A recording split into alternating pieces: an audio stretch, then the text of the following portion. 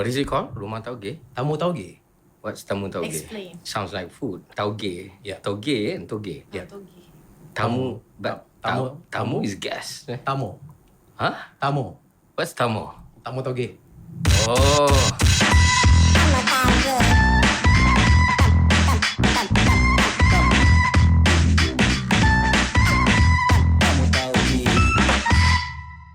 So Dr. Afifi is a fellow at Oxford, which categorizes you under the category of scholars lah. Scholars ni dalam bahasa Melayu Arabnya ulama tak? But I don't view you as ulama personally. When I know you, I actually know you through my late father lah. Dia cakap one night tu dia came home and he told us that I met this one doctor, you know, he teaches at Oxford, and I think you guys should take note of him. Cakap why? Cakap why ayah? Dan dia cakap macam no, he is a champion of Nusantara. That's what he said. That stuck with me. Okay, that's my image of you in my head. Interesting. Good. Yeah, you bring that brand of Islam Nusantara, which is actually the topic of tonight lah. Okay. Islam Nusantara. So first of all, I want to ask you, what is your reaction to that description of yourself? Well, I first of all, I don't consider myself to be ulama, although of course people in the West and Negeri Arab and even Malaysia, of course, consider that. Partly because you know, when you study with the ulama, this is one of the barakah of it. You know, alhamdulillah. The other words you might use for scholars would be cendia kawan kot. I don't know. You know, but certainly, but I do teach, of course, the Islamic sciences di masjid-masjid. You know, di Oxford contohnya. So ilmu akidah, ilmu fiqh, ilmu tasawuf.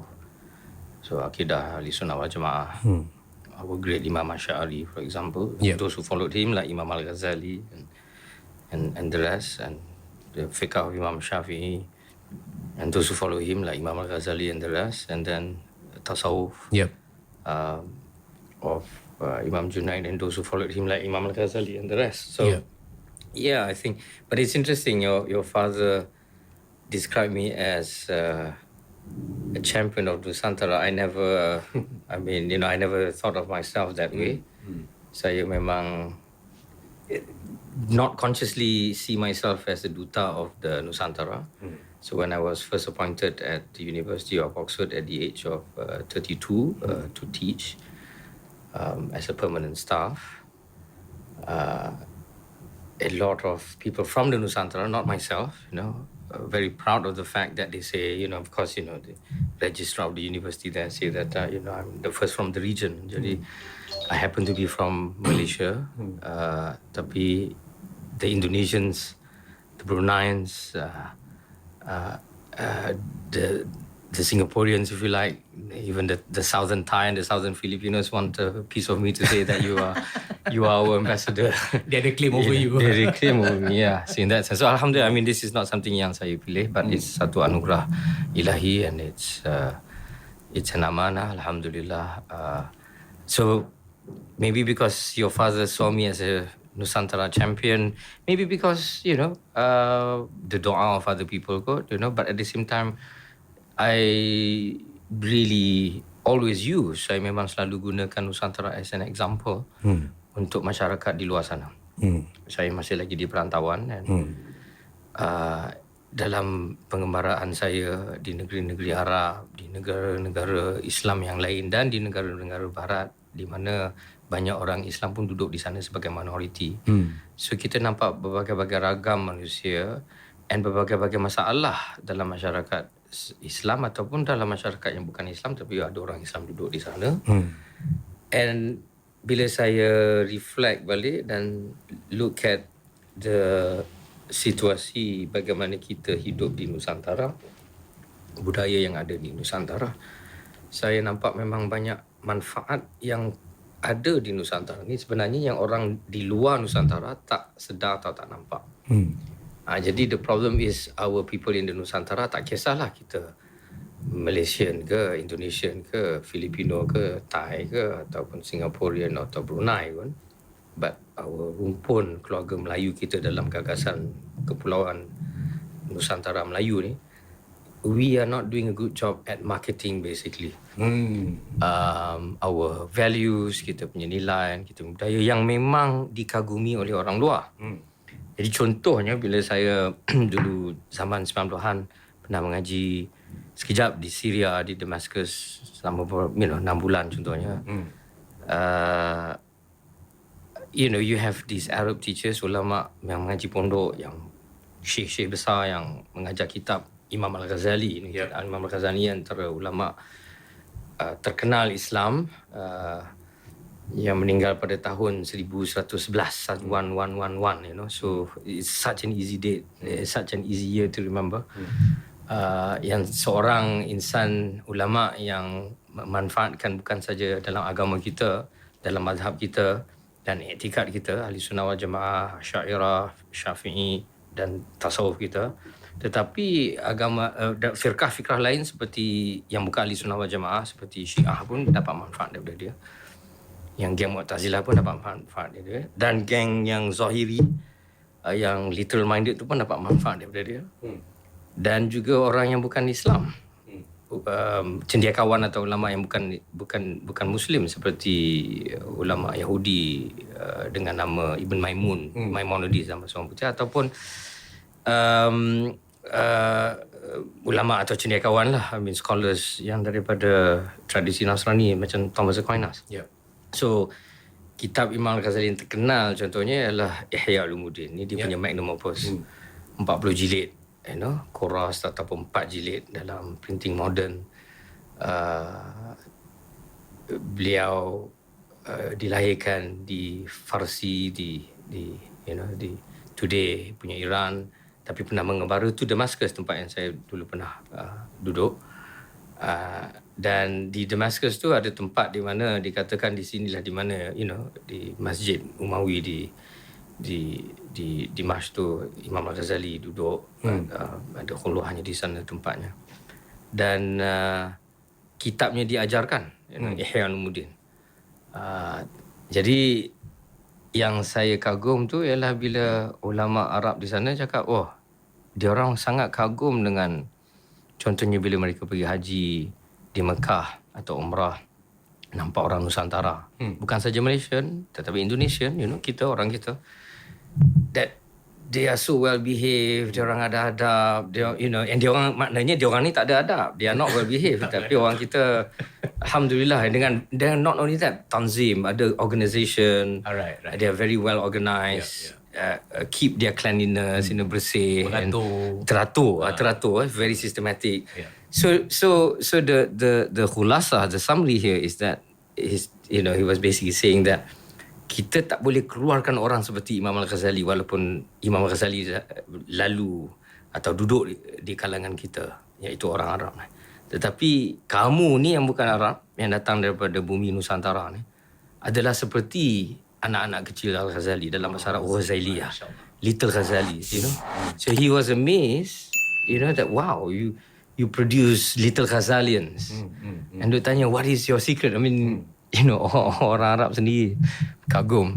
Jadi banyak orang Melayu kita tak sedar benda ni. Bahkan banyak juga, unfortunately, ada ustaz-ustaz Melayu kita yang pergi negeri Arab yang sedihnya terjerabak dengan mungkin ajaran sesat ke, yang jadi ekstrim ke, yang mungkin tolak Imam Al-Ghazali ke. Ada yang nak macam menyesatkan Imam Al-Ghazali pun. Walaupun almost seluruh umat Islam terima Imam Al-Ghazali. Itu sebab beliau dapat gelaran, lakab dalam bahasa Arab, Hujjatul Islam, sebagai ambassador Islam itu sendiri. Terkejutlah. I mean, I think here we have some of our own people tak realise that. So I think here kalau tok guru Arab yang terkenal, memang bila mereka pergi ke haji atau umrah di Tanah Suci Mekah, lihat masyarakat kita, mereka kagum dan mereka see them as the wow, ni memang perilaku behavior of Imam Al-Ghazali macam ni lah yang sebenar. But why do we say this? I mean, kenapa Imam Al-Ghazali jadi macam a model? Okay, I mean people always wonder kenapa the Jews, orang Yahudi dengan orang Kristian selepas Imam Al-Ghazali nampak daripada karya-karya Imam Al-Ghazali mereka kagum. But jawapannya I think is because dalam penulisan dan pengajaran Imam Al-Ghazali ni dia ada balance, you know, there's a lot of keseimbangan. Jadi Imam Al-Ghazali ni seorang ulama yang memang membawakan balance supaya kita tak terlalu macam taksub ikut satu cara yang ke kanan sangat atau ke kiri sangat. So this is why going back to pengalaman saya masa di Damsyik, you know, di Dimash pada 90-an tu. So Tok Guru ni memang dia kata we are amazed, you know, because how do the Nusantara produce little Ghazalis, you know. Maksud dia ialah seorang yang balance sebenarnya. Tapi Imam Ghazali balance kan more tentang cabaran ulama kita mendapati bagaimana kita nak balance between ilmu sains dengan ilmu agama.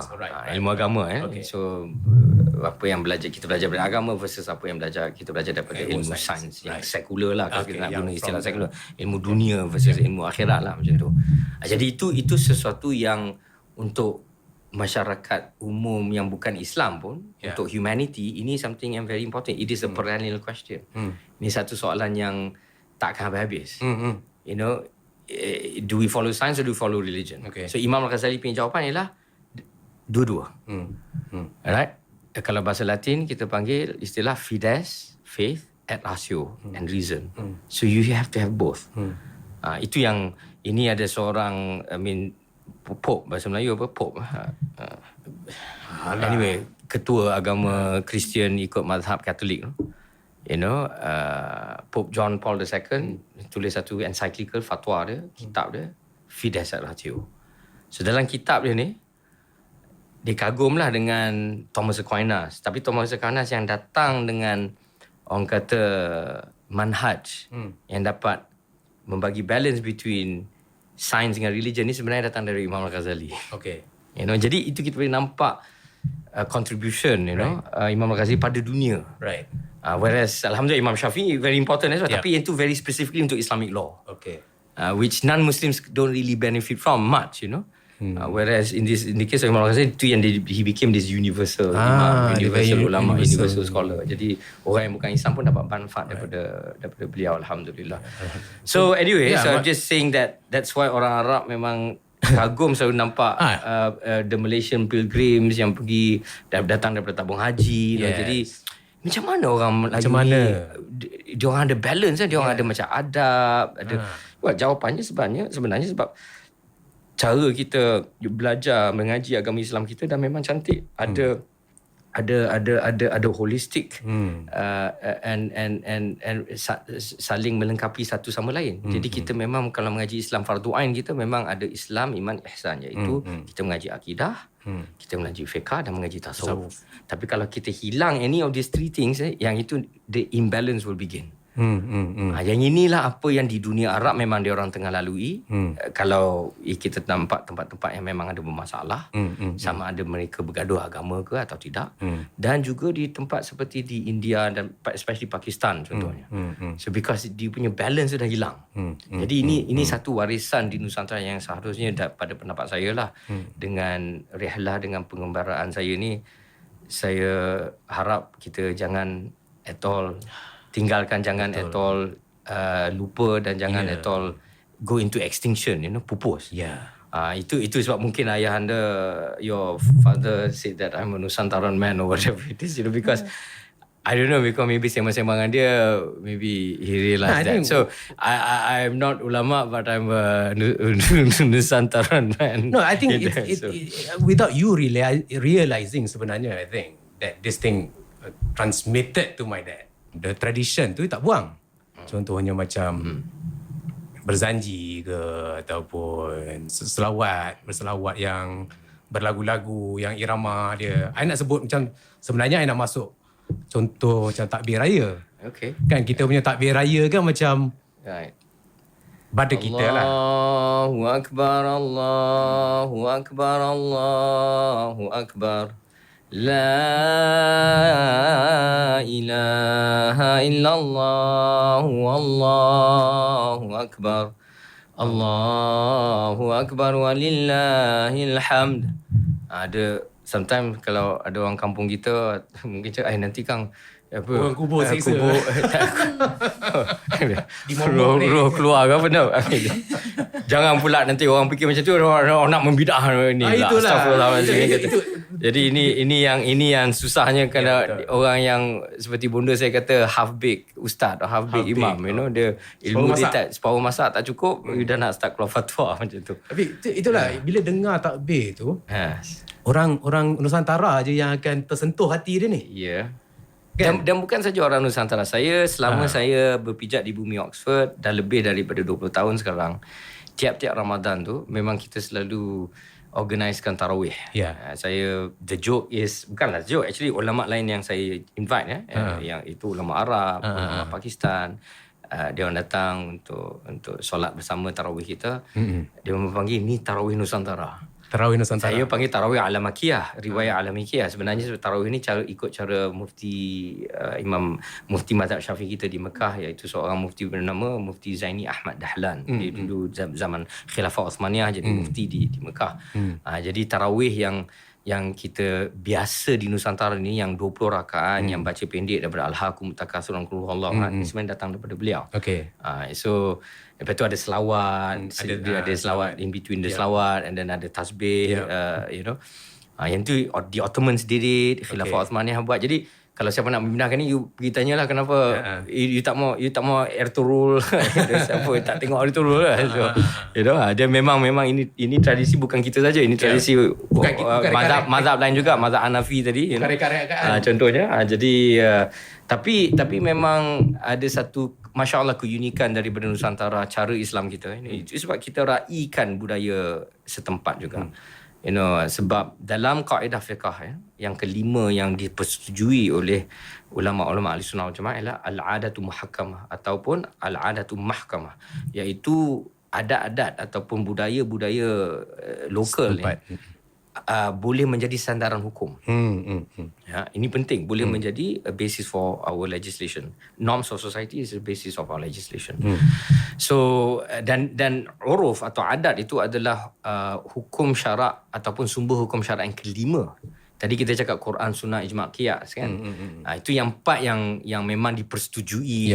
Empat mazhab Ahlussunnah wal Jamaah, yang empat ni memang kena ada lah sumber hukum untuk syariat kita. Tetapi ada sumber hukum kita yang kelima yang mungkin bukan dipersetujui secara universal, iaitu nombor 5 ni adalah uruf atau adat. Jadi kita nampak nombor 5. So to take local norms and society is important, and it's a basis for our legislation in Islam. There is a respect for the local culture. Yes. And macam kalau orang putih kata when in Rome do as the Romans do. Itu sebabnya dalam bahasa Arab kita ada lagi satu kaedah, tarkul adawah. Kalau kita tinggalkan budaya yang setempatnya, it will invite problems. Yalah. Jadi contoh yang saya selalu bagi, yang saya suka bagi dalam kelas saya kalau di Oxford, you know, contoh ialah, you know, kalau kita tengok bila nak lihat pembinaan masjid, satu-satu masjid tu, kalau di negara Arab masjid tu dibina ada kubah. Itu yang you have a flat roof.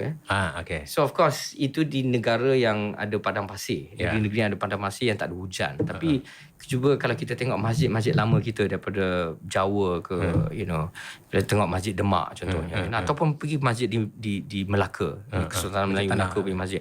Masjid dia tak nampak ada langsung ada kubah. Masjid dia guna atap Melayu, guna atap. Macam ada some masjid pun nampak macam pagoda pula, you know atap. Jadi kenapa? Sebab kita ada hujan, kita ada monsun.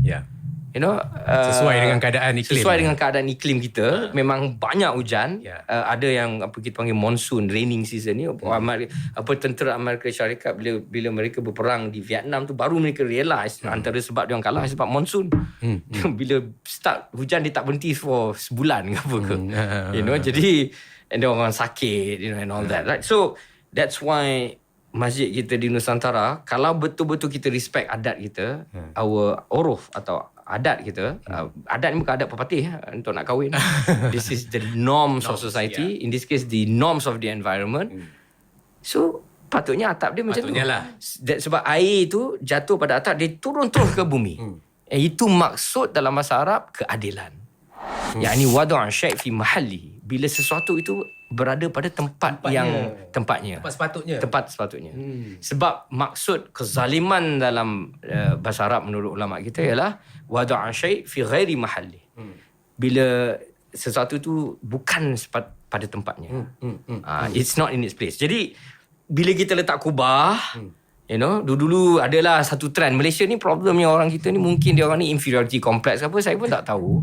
So maybe because, you know, because sebenarnya ada yang kita ada dari budaya kita yang cantik. Kita tak kembangkan. In fact, kita nak masjid yang jenis Arab punya masjid ke jenis Farsi punya masjid. Jadi kita letak all this kubah-kubah, lepas tu flat roof.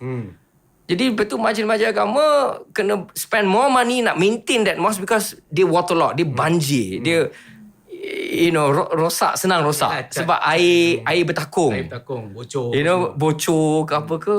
Subhanallah. Jadi kita membazir pula. Itu sebab kita dah macam langgar fitrah kita, langgar fitrah persekitaran kita kan.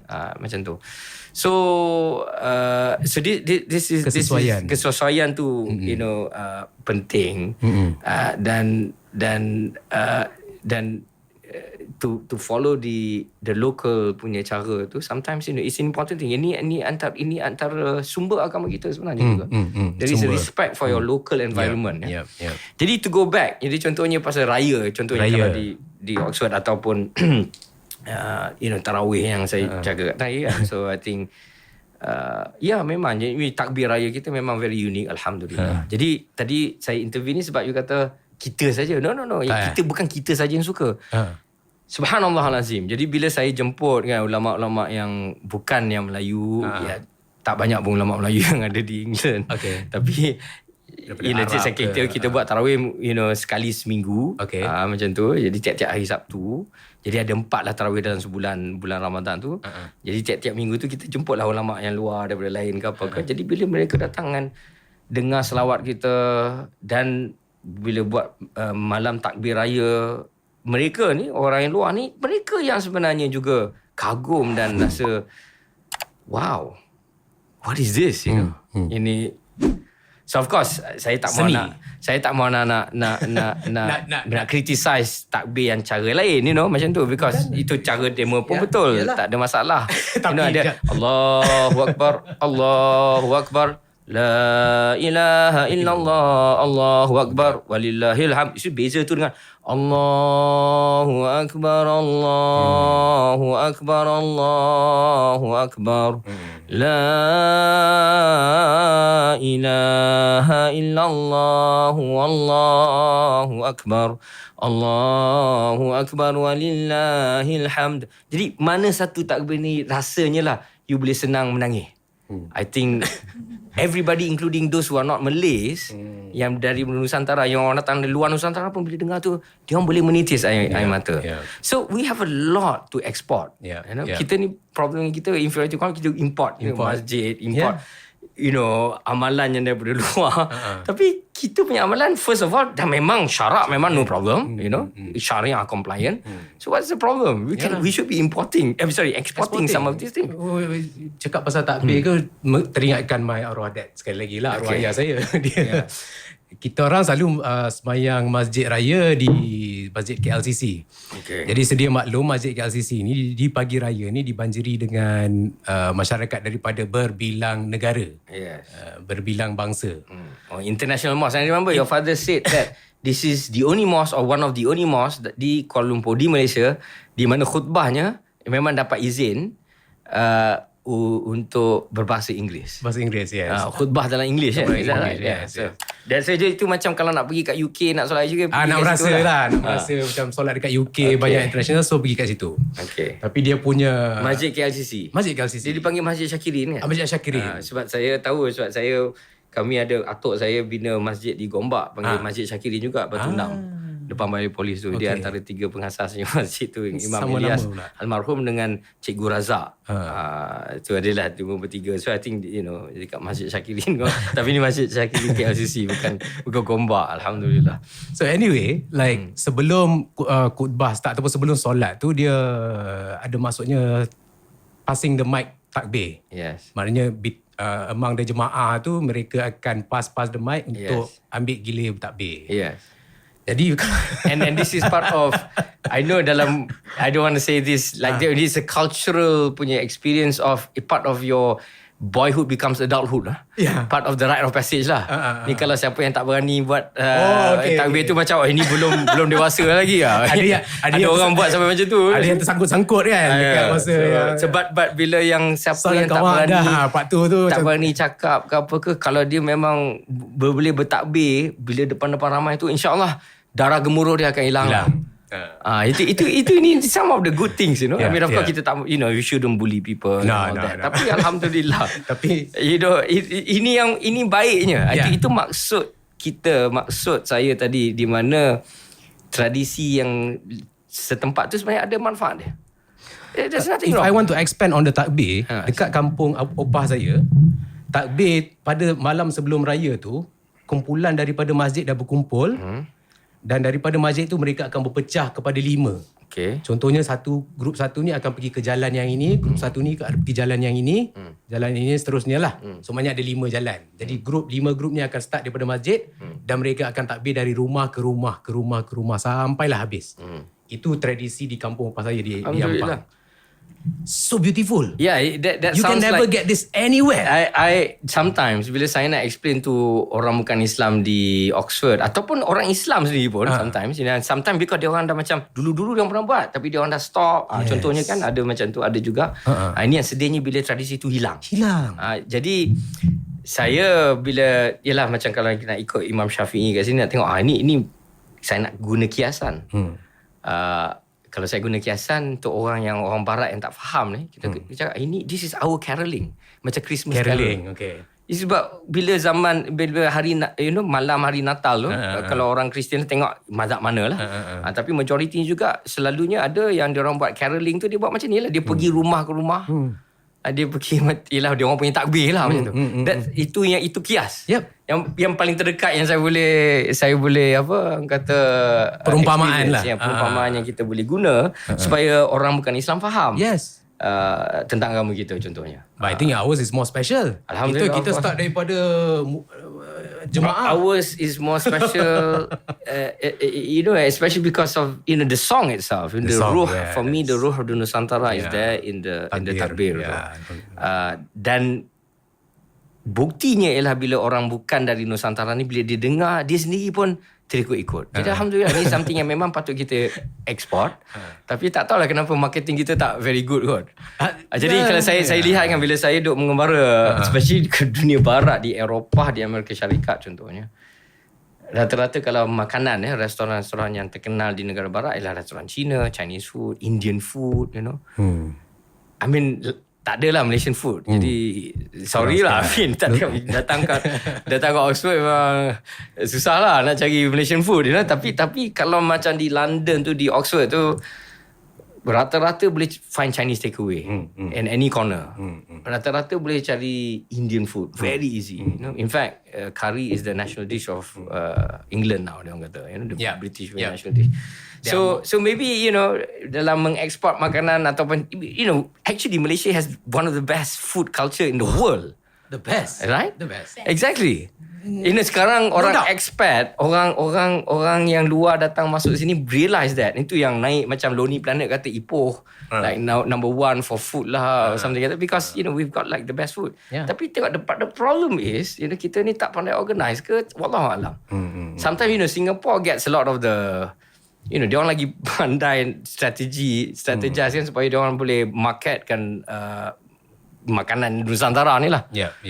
And kita tak tersusun cara kita. So maybe that's the reason we have the best product tapi kita tak pandai market. So samalah macam agama kita, agama Islam kita. So we have a lot of good budaya yang patut kita ekspor, kita tak ekspor. Jadi takbir tu is a good example. Sampaikan macam my dad tu, bila the mic tu sampai dekat warga selain daripada orang Malaysia yang takbir, dia telinga dia akan jadi kacau sikit.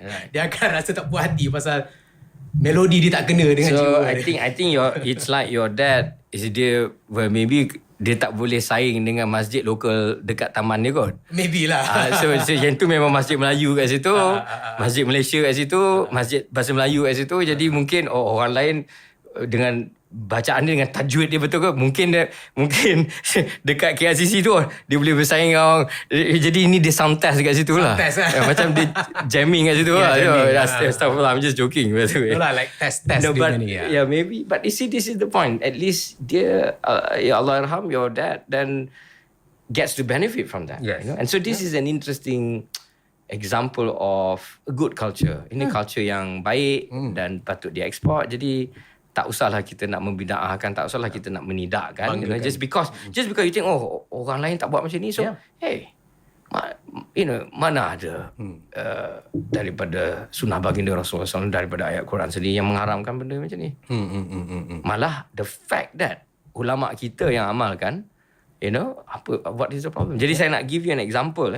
Kalau dalam di sejarah ni memang berlaku di India pada zaman akhir Khilafah Uthmaniyah, early 20th century.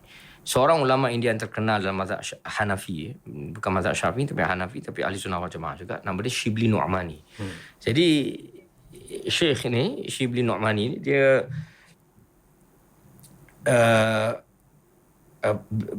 ziarah Istanbul, you know, Khilafah Uthmaniyah, lepas tu dia balik to India. Dan dalam mazhab Hanafi, hukum takbir raya, hukum dia dalam buku-buku dia sirran.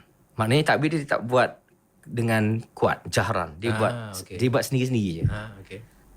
Jadi itu mungkin satu sebab dia orang tak buat macam caroling lah. Dia tak buat macam kita you know, kalau kita bila malam lebaran tu di bas-bas semua takbir, you know, kalau di Indonesia especially, you know di jalanan semua, you know, microphone semua, loudspeaker, it's like macam the whole negara tu boleh dengar takbir, you know. Memang macam caroling night lah. Tapi kalau dalam mazhab Hanafi memang ada pendapat, dan pendapat yang kuat dalam buku-buku mereka yang kata no, takbir ni tak buat dengan kuat, tapi you buat sendiri je. You tak buat jemaah, macam tu. Okay. Tetapi beliau Shibli Nu'mani, bila dia balik India selepas dia ziarah Khilafah Uthmaniyah, dalam Khilafah Uthmaniyah mazhab mereka Hanafi jugalah. You know? Tapi dan India mazhab mereka Hanafi juga. So dia balik tapi dia mula buatkan takbir yang kuat. Seperti dalam mazhab kita, mazhab Syafi'i memang jahran hukum dia. Sunat untuk kita bertakbir dengan berteriak. Berteriak. Itu maksud takbir juga, berteriak. So orang-orang lokal tu dia tanya dia, kenapa you buat macam ni, you know? So dia kata apa? Ini Imam Shibli Nu'mani dalam mazhab Hanafi, dia kata inilah perbezaan di antara takbir orang yang betul-betul independen, yang dah merdeka and ada kemerdekaan and bebas, dengan takbir orang yang dikolonize, orang yang dijajah. Tu dia punya orang putih kata apa ni, saya Arab kata jawab muskit, you know, dia punya witty answer basically. Ini subhanallah azim.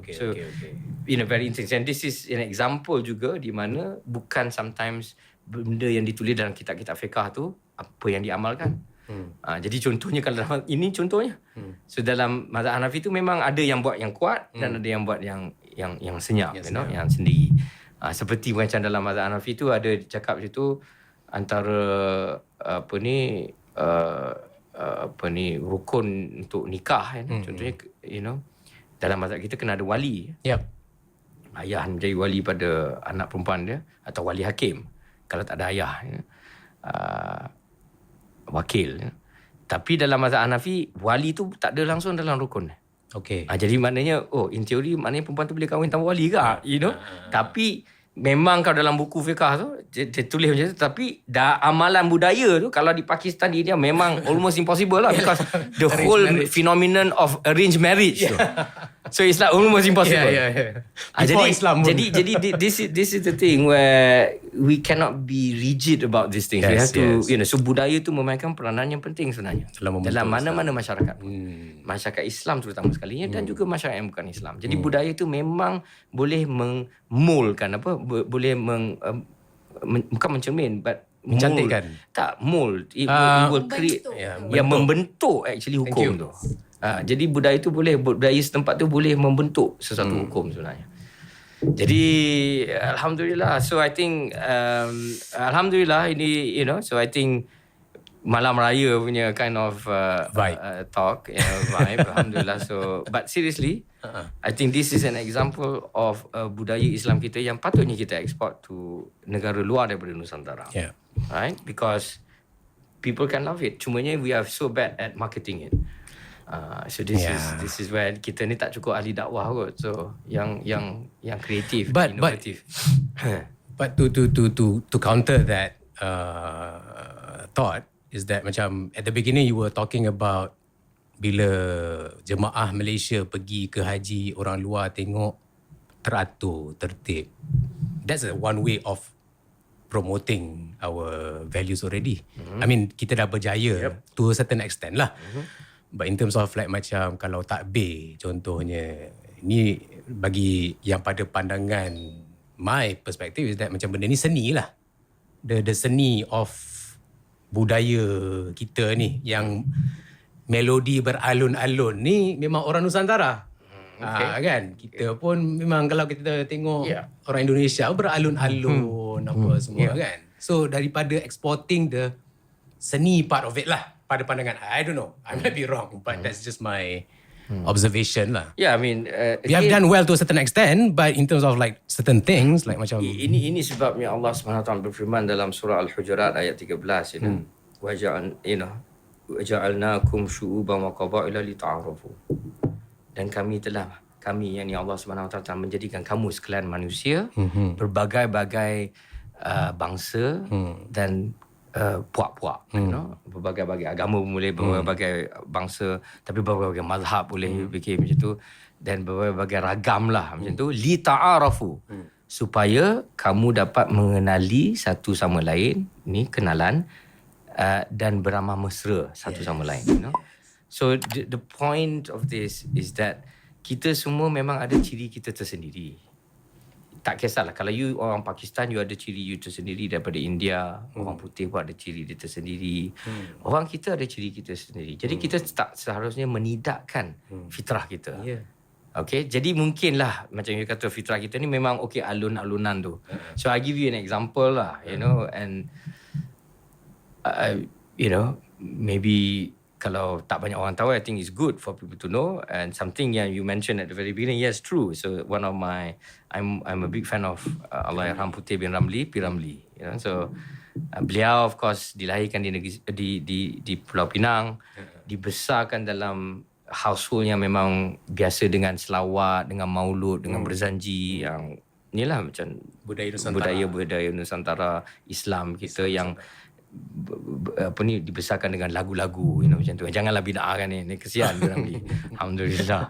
So dan later he became a very famous film actor, as we all know, seniman, agung, dan juga dari director, right? And he was a musician and dia compose banyak lagu. So and it's interesting to give you an example of P. Ramli, his genius, dia punya kegeniusan dia. Apa ni bahasa Melayu genius apa? Kebijaksanaan. Tak sampai lagi. Dia cakap kebijaksanaan, dia more wise.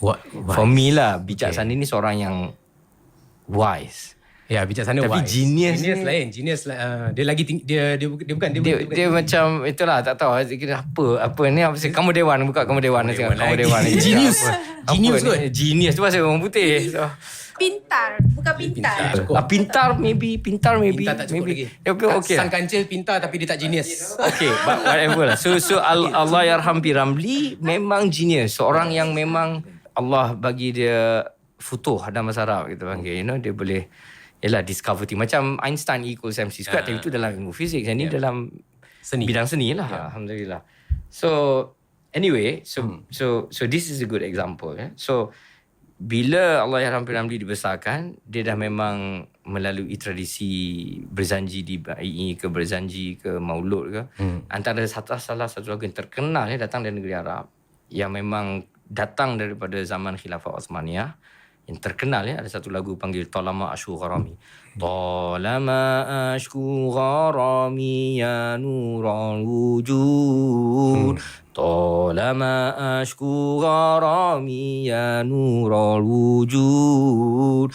Wa unadi ya yatihami ya ma'adinal jud. Wa unadi ya yatihami ya ma'adinal jud.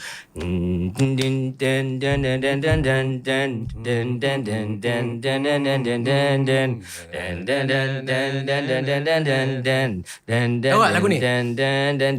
If you hear that, you tengok alangkah indah di waktu pagi, burung terbang bersiul-siul, something like that. This is one of P. Ramlee Lagu songs. P. Ramlee. Dalam cerita mana Siniman Bujang Lampuk. No, bukan. Pendekar Bujang. No, ke Alibaba Bujang Lampuk, I think. Alibaba kot. Alibaba. When dia debut Sarimah. Okay. Lagu tu lah. I'm not as pintar. Mungkin pendekar Bujang mungkin Alibaba. Alibaba. Wallahualam. Pasal Alibaba kan Arab. Saya rasa is Alibaba Bujang Lampuk Sarimah, So dia perkenalkan Sarimah. But anyway, the point is, here we see Allahyarham P. Ramlee influence daripada tradisi maulud berzanji tu.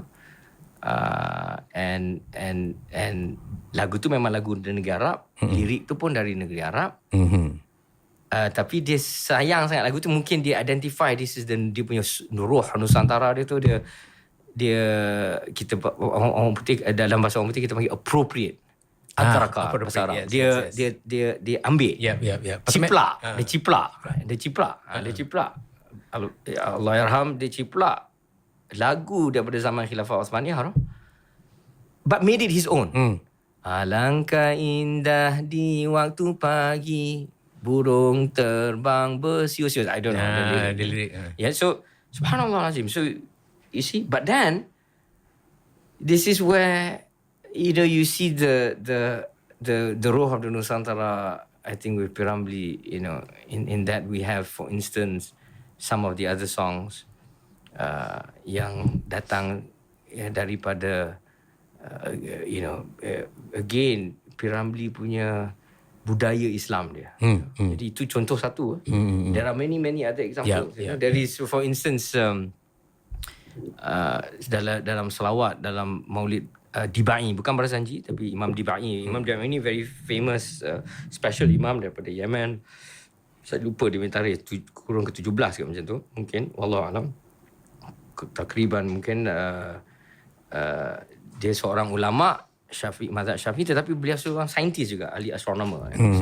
So dia karangkan kitab maulid ni, kitab selawat. So ada satu lagu, Ya Rasulullah salamun alayya rafiya syadi wa darajiyat fataya jiratal alamiyya uhailal gudi wal karami teketeng lagu apa ni Alibaba.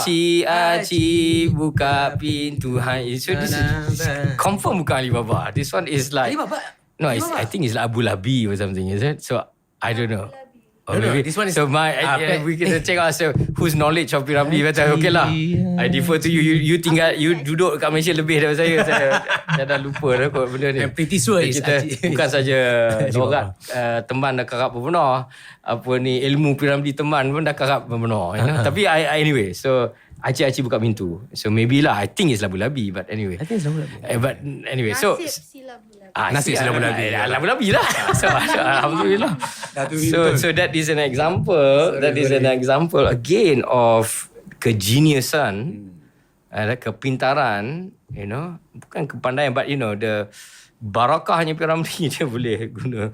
And there's also, for example, satu burdah. Burdah ni satu puisi Arab yang ada lagu dia tersendiri, Imam Al-Busiri yang karang, dia terkenal dalam bahasa Arab dan memang dipopularkan dalam Khilafah Uthmaniyah contohnya, di Ottoman Empire especially, tetapi dia dilahirkan di Burdah dilahirkan di Morocco lah, di Maghrib, di tempat to the west of Islamdom, negara Islam masa tu. And lagu dia ni in the spirit of again kita nak raya ni, so lagu Burdah dia, it goes like this. Maulaya salli wa sallim daiman abadan ala habibika khairil khalqi kullihim ya rabbi bil mustafa bali maqasidana waghfir lana ma madha ya wasi'al karami. So I think you I mean, do you know this is the first two lines tu macam well, if again ini teka-teki quiz, you dah feel apa-apa dah. Ni the third one ni lagu apa? Kenal tak? This one, kalau again siapa yang duk ikut filem Melayu zaman Piramli, selepas zaman Piramli, inilah lagu Selamat Hari Raya Aidilfitri Mulia. Yelah, the beginning melody tu. So the whole song of Selamat Hari Raya. Did you know lagu Selamat Hari Raya ni sebenarnya ditulis oleh Allahyarham Piramli. Ya ke? Tetapi dinyanyikan oleh Ahmad Jaiz. Yang ini menurut Cikgu Yusno F. Okay, saya sendiri dengar daripada mulut di sini, Yusno F ni seorang Masya Allah anak murid Piramli dan berdamping dengan Piramli. Dia memang pandai tulis lirik. Dia tulis lirik untuk A Ramli, L Ramli. Dia bukan ada P Ramli, dia ada Ramli lain-lain ni. Ramli lain. Yang selepas Allahyarham Piramli, dah tak ada especially. So and dia sendiri beritahu saya yang Allahyarham Piramli sebenarnya mengarang lagu Selamat Hari Raya ni. Dan di Singapura lah masa tu ada macam society of bintang-bintang seniman, something apa dah lupa, Pekema, apa Kedah, something like that. Dia kena tanya orang Singapura, dia orang tahu. Okay. So dia sendiri kata lagu Selamat Hari Raya yang dinyanyikan oleh Ahmad Jaiz dikarangkan oleh Piramli. Jadi ini contoh ketiga, di mana Piramli dapat alunkan daripada tradisi Islam kita, tradisi budaya. Masya Allah, Islam kita tu masuk dalam budaya kita yang bukan bukan dalam ilmu agama lah, itu ilmu seni. Dalam dunia seni, bukan dunia agama, tapi dunia seni. Jadi this is an amazing example of the cultural punya richness of our tradisi, of our bumi di Nusantara. Dan di sinilah di mana saya selalu ingat nasihat ungkapan ulama-ulama Nusantara. Kalau kita mengaji di pesantren, di Nusantara ni, terutama di Jawa contohnya, kalau ulama-ulama sana dia selalu ungkapkan satu visi atau moto, macam moto universiti, al-muhafazah ala qadimis salih wal akhdhu bi jadidil aslah. This is something that I always try to amalkan. What does it mean? It means to preserve the best of our tradition and to utilize the very best of what the modern world or the contemporary world offers us. Untuk al-muhafazah atau nahfazu, kita seharusnya menjaga tradisi kita. Kita kena balance. Tadi kita kata we started Imam Syafi'i ada balance, Imam Ghazali ada balance. So kita ni kalau nak jadi, insyaAllah bukan saja ulama ini yang balance, tapi sebagai manusia, insan yang balance, we need to learn to balance that. And this is the balance yang datang daripada bumi Nusantara ni. Iaitu untuk menjaga tradisi yang kita warisi, tradisi baik yang kita warisi, untuk kita jagalah, peganglah pada tradisi baik yang kita warisi. Tetapi at the same time, tetapi pada waktu yang sama, pada masa yang sama, kita harusnya wa na'khudhu bi jadidil aslah. Kita seharusnya mengambil ataupun menginnovate, membid'ahkan. Bid'ah makna baik lah. Menjadi kreatif kan, mengutilisekan, menggunakan wa na'khudhu bi jadidil aslah. Benda-benda baru yang memang lebih baik daripada apa yang datang sebelumnya. Meaning to learn to use the modcons, the modern conveniences, the technology yang ada. So this is strength. Inilah kekuatan Nusantara. Itu sebenarnya yang orang luar nampak yang kita sendiri mungkin tak nampak. Yang saya nampak sebab saya dapat berhijrah dan saya masih lagi di perantauan, di Oxford. Yeah. Selama sekian tahun sekarang ni, yang itulah yang saya nampak. Tapi mungkin orang yang dalam environment ni, dalam persekitaran ni, dalam belenggu ni, dia take for granted, dia tak nampak. That's normal. I mean, that happens to everything actually. Like when you are there or you live in a city, you tend to underappreciate that country or city because you don't go to all these places yang orang lain akan pergi. Kalau orang luar contohnya datang Malaysia, dia akan pergi ke tempat-tempat yang you wouldn't go. Because you don't know the speciality. I mean there's a saying. Saya dah lupa, Urdu saya tak berapa strong. It's not one of my formal languages that I learned. But bila saya duduk dengan ulama Pakistan dengan India pun, kita pun try to belajar sikit lah kan. So to respect their culture. Bila saya ziarah macam India, contohnya when in Rome, do as the Romans do. Al-adah muhakkamah wa tarkul ada-adawah. Kalau patah Melayu, saya dah lupa patah Urdu ni ada something very nice patah. Tapi saya nak ingat something dal baraba, something kal murgi, something like that. Saya pun dah lupa the exact same. Tapi dia kata macam ni sebab kalau the idea is that kalau you makan di rumah orang pun, di luar rumah you, kalau makan kari yang biasa macam dal tu, you rasa sedap je. Okay. Tapi kalau makan di rumah sendiri, kalau makan biryani pun you rasa tak sedap. Something like that. It just shows that you don't appreciate what you have. Yes. Jadi contohnya macam kalau dalam satu-satu taman, satu-satu kampung, satu-satu bandar tu, kalau ulama tu selalu datang kat masjid tu, dia bagi ceramah ke orang, dah biasa sangat, jadi dia macam command lah, macam tu. Tapi bila dia ulama luar datang ke apa, orang baru rasa macam Tapi sebenarnya ulama yang dia ada lokal tu lebih hebat sebenarnya. Yalah. Macam tu. Jadi very nice pepatah Urdu, tapi sorry saya dah lupa exact. Itulah. But yeah, we sometimes don't appreciate what we have locally, and so we need to have this balance. So this is what our tradition teaches us. Kita kena imbangkan. Yeah. I think one of the ways is that macam for you to, bila orang keluar dan kembali baru dia tahu macam okay. Ya. Itu dipanggil dalam bahasa Arab, dalam bahasa ulama, makam ghurbah. Ghurbah. Ya, itulah sebabnya bila kita kalau nak jadi a good student of knowledge, nak jadi seorang pelajar ataupun seorang yang successful even, you should be travelling. Yeah, you should be mengembara supaya you buka your mind, and also you learn to be independent, basically. So this is the advantage of that, alhamdulillah. So anyway, I hope I can now say Selamat Hari Raya to you. Okay, and, before we go, and I think I want to end this podcast with a doa. Okay, because one of the things yang macam I admire about your style is that your doa for some reason. Ini bukan ceramah, ini bukan, this is not the no, this is not ceramah, tapi macam doa in general lah. Sure. Okay. Right. But before we doa, I just nak tanya you one tradition that you would not miss during raya, that macam you rasa jangan dihilangkan lah untuk raya. For yourself lah, personally. Yeah. Any tradition that you specifically have? Okay. I mean, it's a cop-out if I say memang tak boleh tinggal takbir raya lah. Tapi itu macam, walaupun bukan wajib, itu sunat. Sunnah muakkadah sama ulama say, dalam mazhab kita, mazhab Syafi'i kan. Tapi dah memang dah jadi kewajipan raya kan. Almost. But I think okay, one tradisi lah, kalau guna tradisi daripada budaya kita yang I feel kalau raya tu, especially bila saya beraya dengan keluarga saya di Oxford, bukan di Malaysia.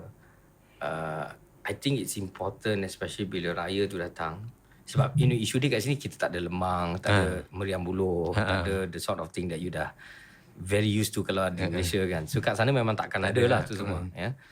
I think bila raya tu, something yang for me yang saya tak nampak ada di budaya umat Islam yang lain, ialah bila kita pada pagi raya tu bersaling maafan dengan keluarga kita dulu.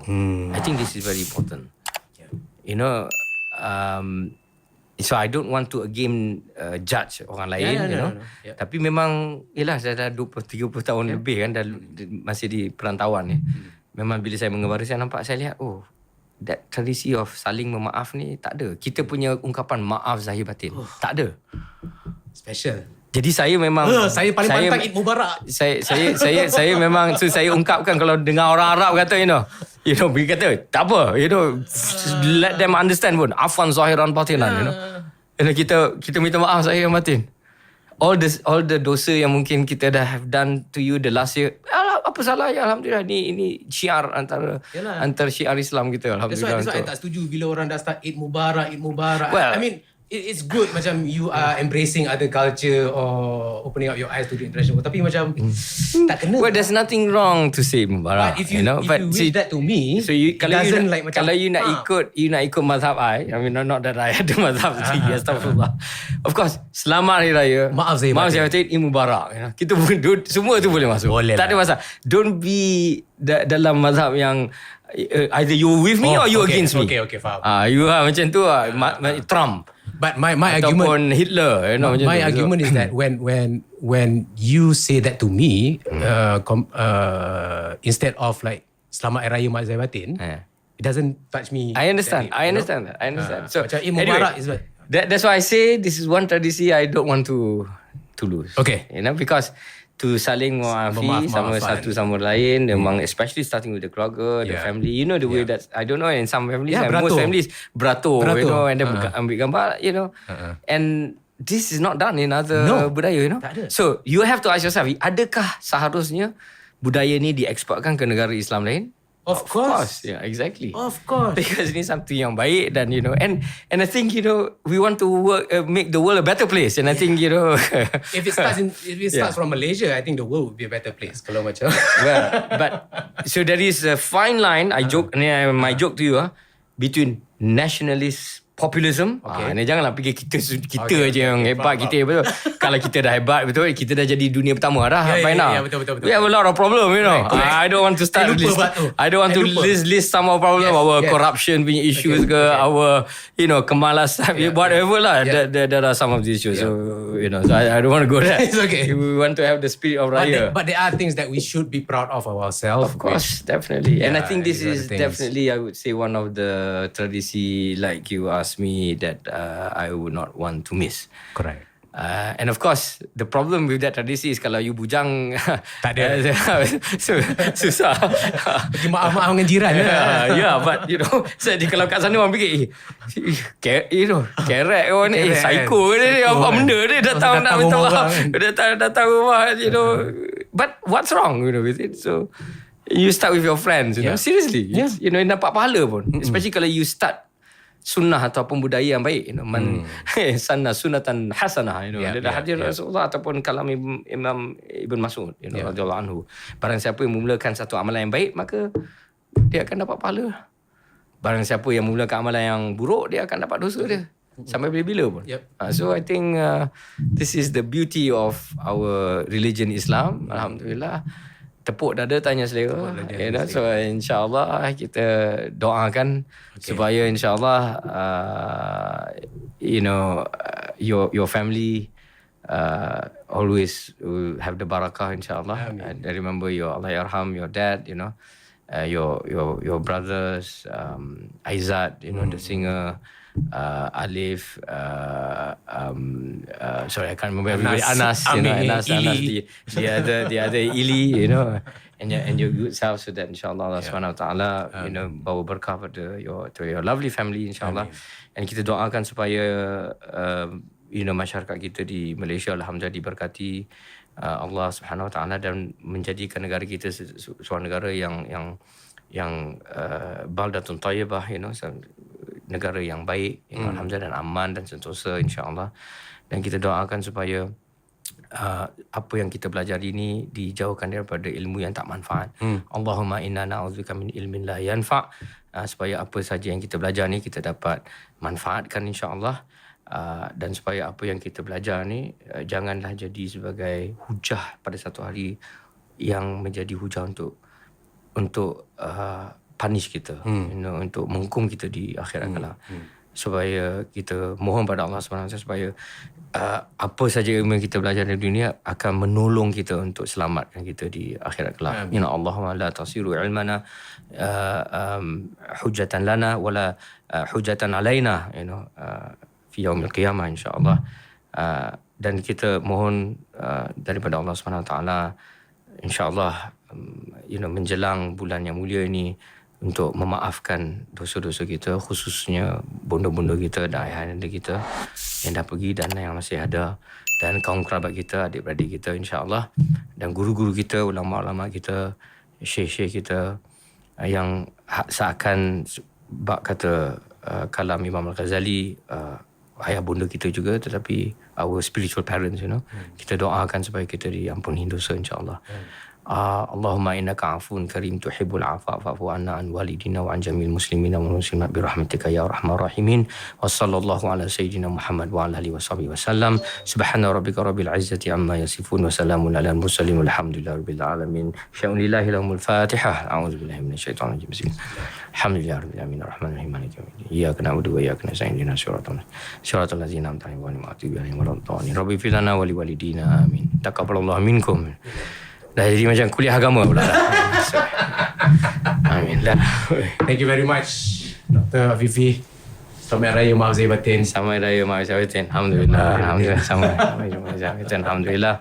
Nanti insyaAllah, if you are ever in London, come visit me in Oxford, insyaAllah. I will.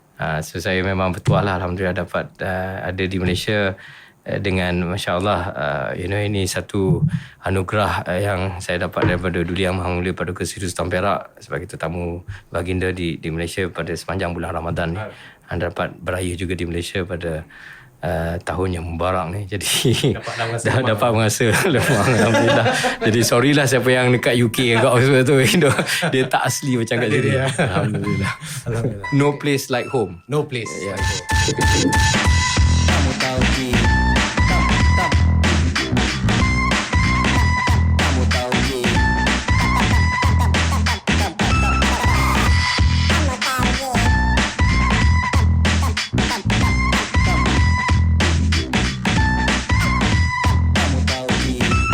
Ni apa Malaysia random? This one macam conversation starter lah. Oh, okay. Just open any page and see if you find anything interesting. Yeah, okay. Who is a Malay? Right. Okay. Yeah.